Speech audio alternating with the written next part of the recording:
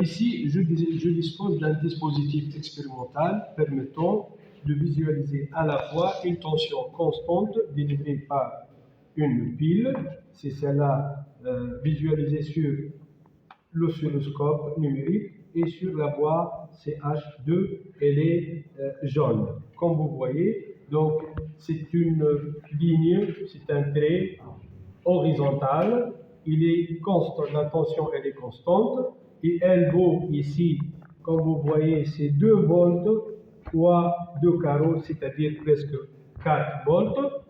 La tension elle est de 4 volts.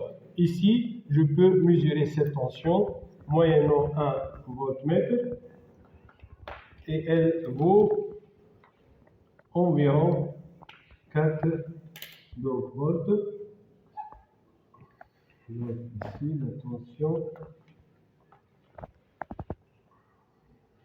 voilà, c'est de 4,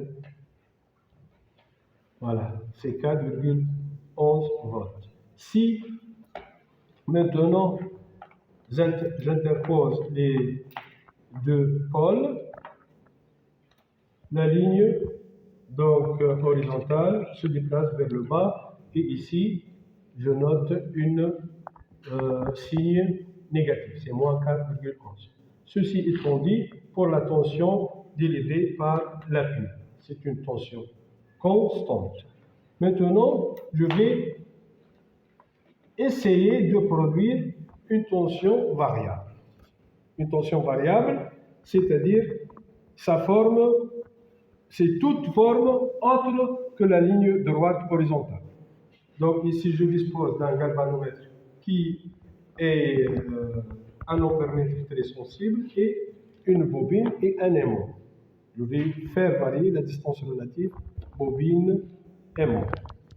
Et je vois, donc je note ce qui se passe ici pour l'entrée CH1, c'est la voie 1 de l'oscilloscope, là où je visualise cette tension au bord de la bobine.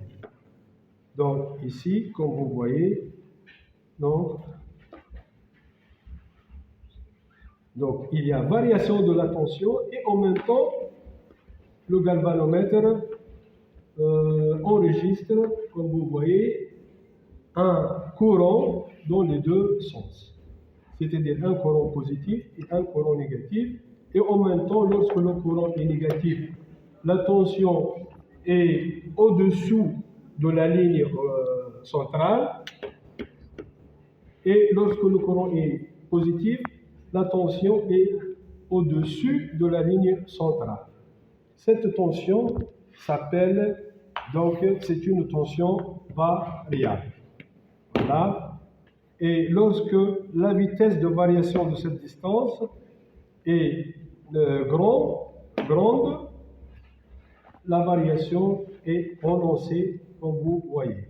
Et merci.